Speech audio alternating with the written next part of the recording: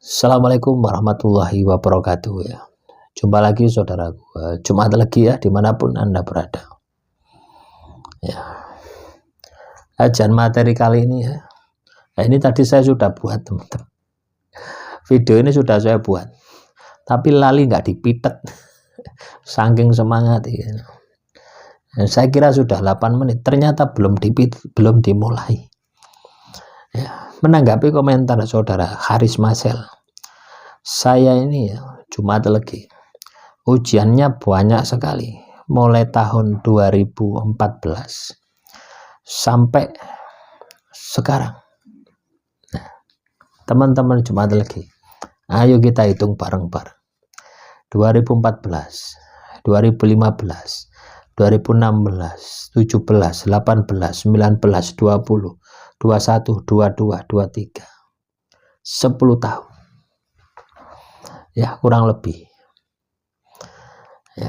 Jadi teman-teman Jumat lagi, ketika Anda mengalami masalah itu lebih dari 1 tahun, itu bukan ujian.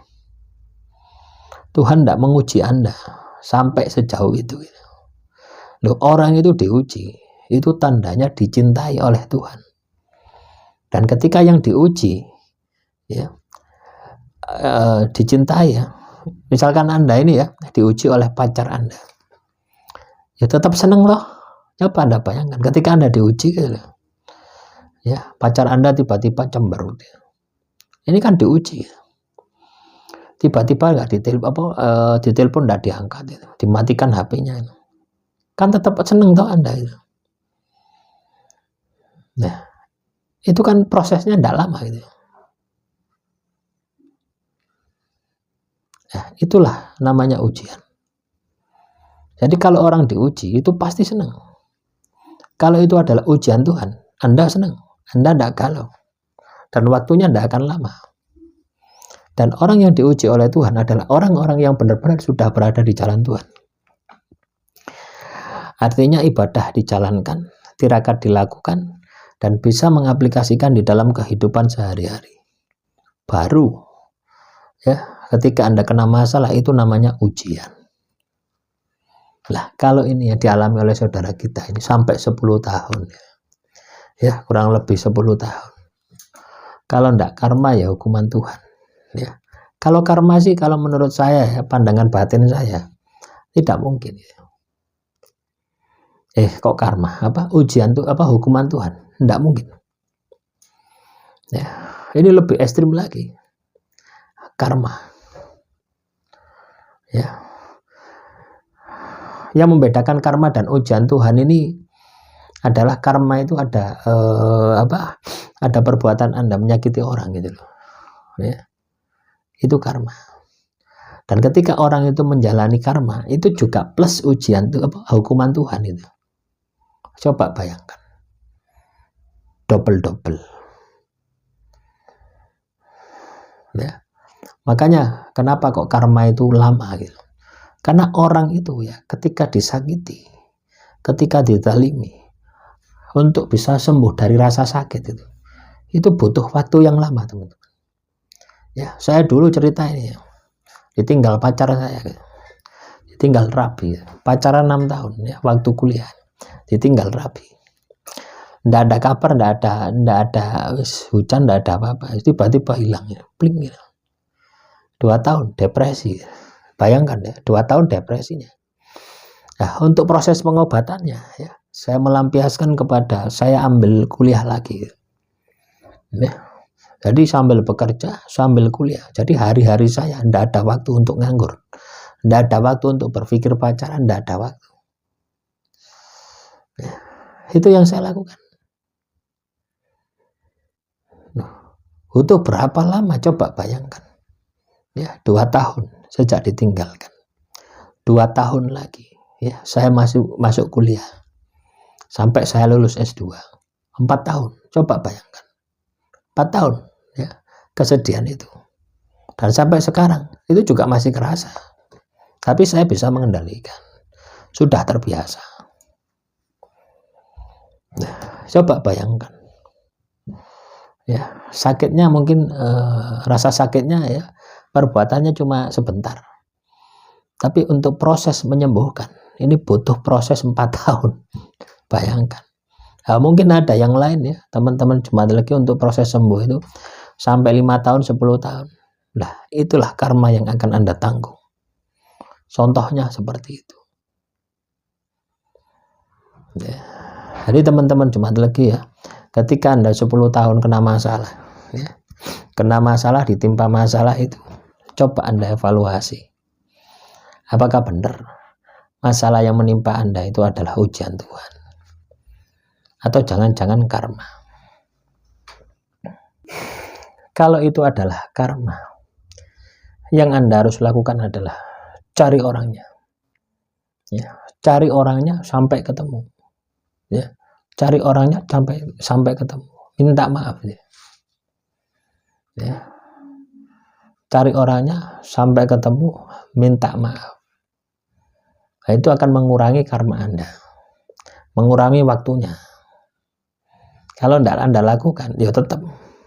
Misalkan ya, seperti yang saya alami 4 tahun. Maka dia 4 tahun juga akan menjalani. Atau bahkan akan lebih lagi. Biasanya seperti itu, lebih. Saya pernah menjalani karma ya. Kebetulan kerja di perbankan.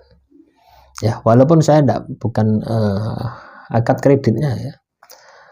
Tidak terkait dengan operasional, tapi saya terkait dengan perizinan. Ketika buka cabang, itu saya mengurus izinnya. Ya. Itu karmanya ya. Itu bertahun-tahun teman-teman. Ya. Saya bekerja di tempat itu 4 tahun setengah. Ya, anggap 5 tahun lah. Tidak ada 5 tahun ya, 4 tahun 9 bulan. Ya, saya pikir ketika saya menjalani karma itu 4 tahun 9 bulan sudah selesai.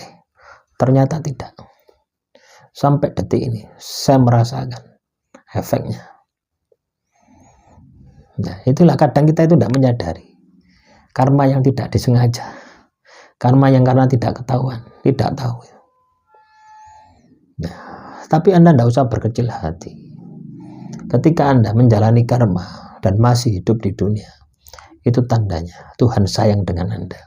Tuhan ingin membersihkan ya dosa-dosa Anda. Yang Anda harus lakukan adalah sabar. Yang Anda harus lakukan adalah menguatkan diri Anda, memperbaiki ibadah Anda, tambahi dengan tirakat. Maka hasilnya ya Anda akan disayang Tuhan. Ya. Jadi tetap optimis, tetap semangat, tidak usah patah hati, tidak usah down. Ya. Loh ya teman-teman. Sama ya dengan yang saya alami, ini cerita juga ya, supaya Anda ini enggak dipikir aku tidak ngalami gitu ya, aku yang ngalami, aku yang melakukan karma, sama dengan apa yang Anda lakukan. Setiap orang itu sama gitu. Ya, cuma yang membedakan besar kecilnya gitu. Ya. Coba apa yang Anda ketahui gitu ya, ketika orang menzolimi Anda gitu. Ketika saya didolimi seperti itu ya. Ya, ketika sakit, saya dibuat sakit hati, dihina sama keluarganya, ya sudah sakit hati sama orangnya ya yang saya perjuangkan. Ya.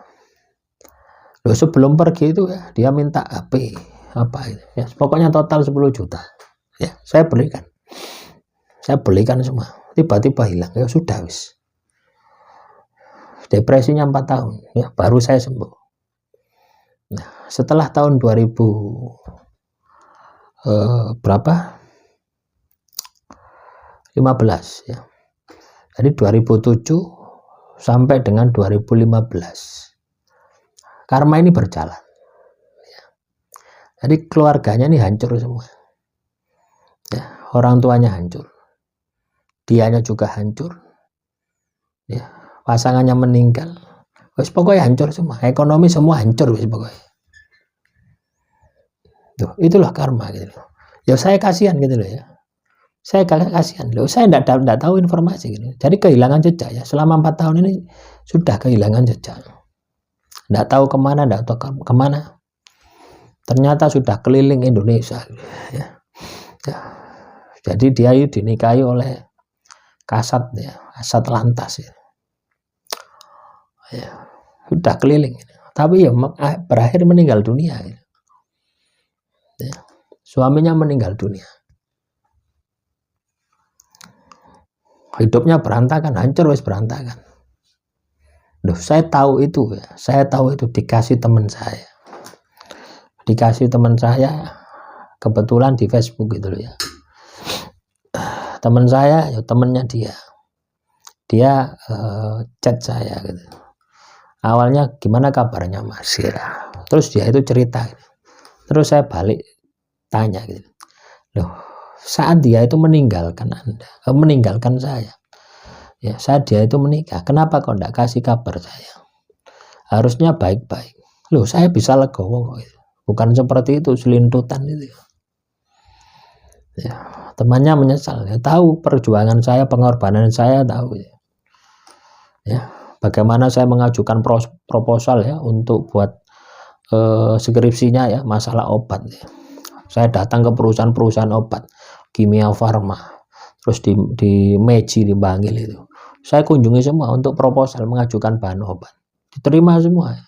Saya yang buat, saya yang ngetik. Perjuangannya sampai segitu ya, saya bantu dia itu sampai lulus. Tapi ketika itu meninggalkan, lah, apakah ini ada konsekuensinya? Ya ada konsekuensinya ya, karma tadi gitu. Ya. Ketika Anda menyakiti seseorang, itu ada karmanya. Makanya teman-teman Jemaat Legi, jangan pernah menyakiti orang kalau Anda tidak ingin disakiti. Ya, itulah karma, luar biasa teman-teman. Ya. Dan karma ini bentuknya macam-macam ya. Anda katakanlah dia menyakiti saya katanya dengan perasaan saya, maka karma yang dia rasakan dia akan dihilangkan ya, yang membuat kesenangan dia gitu. Akhirnya kan sakitnya double gitu. Coba dirasakan bagaimana sampai saat ini gitu. Loh, sampai saat ini loh, saya mencoba menghubungi ya, teman-temannya itu tak hubungi, kasih nomor saya gitu. Ya, supaya dia menghubungi saya bantu ya.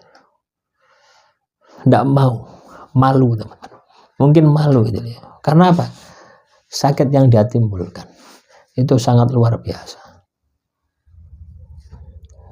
Makanya ya, kembali ke materi ya, saudara Haris Masel ya, apa yang Anda alami bisa jadi ya seperti yang saya alami tadi ya. Baik itu yang Anda sengaja ya, yang saya alami ini kan disengaja oleh orang tadi, oleh mantan saya ini ya. Mungkin yang Anda lakukan tidak disengaja, tapi efeknya menyakiti orang, ini juga akan berdampak sama karma. Nah, semoga ini bisa dipahami ya. Kurang lebihnya saya mohon maaf ya. Iya, saya juga pesan ya, siapa tahu mantan saya juga lihat ini ya, sampai detik ini ya, mulai 2027 sampai sekarang saya tidak pernah ketemu ya, dan saya juga tidak ingin ketemu juga gitu loh ya. Karena apa? Sulit untuk melupakan rasa sakit, itu sulit. Ketika saya bisa melupakan ya sudah saya anggap sudah kosong ya. Ya mungkin dengan video ini ya, mereka dia melihat itu dan dia akan menyadari bahwasanya dia sedang menjalani karma. Demikian, wassalamualaikum warahmatullahi wabarakatuh.